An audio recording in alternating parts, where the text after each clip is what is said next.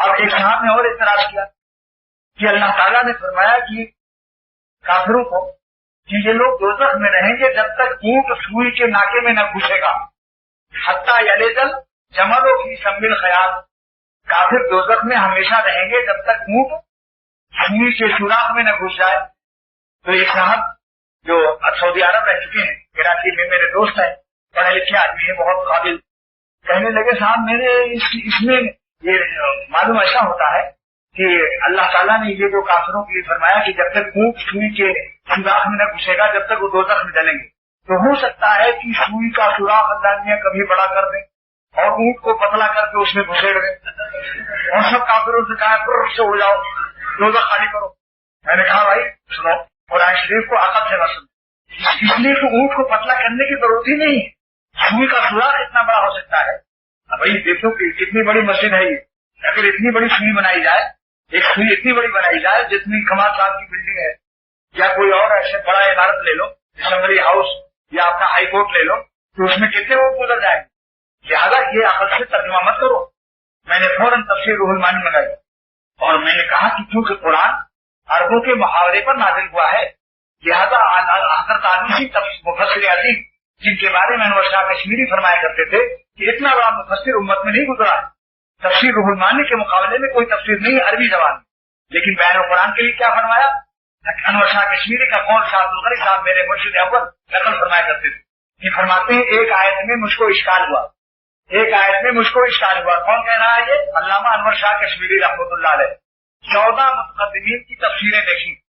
متقدمین کی 14 عربی کی تفسیریں دیکھی، بس میرا اشکال حل نہیں ہوا۔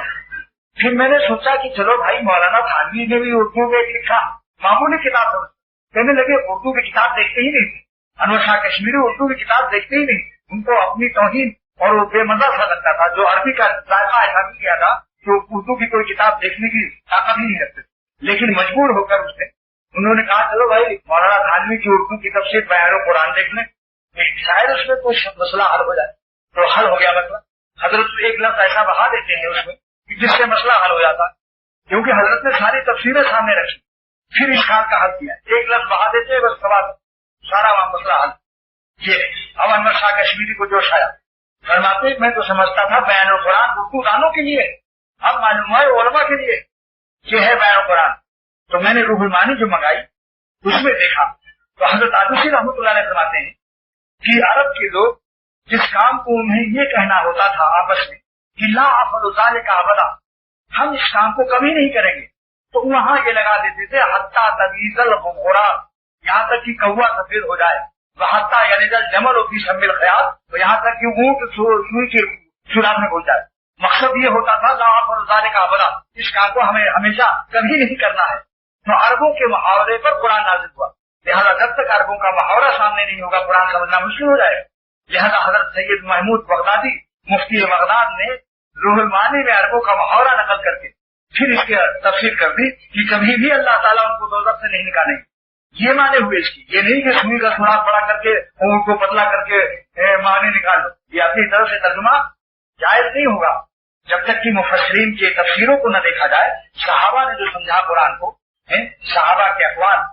وہ تو صحابہ کے اقوال پیش کرتے ہیں، تابعین کے اقوال پیش کرتے ہیں،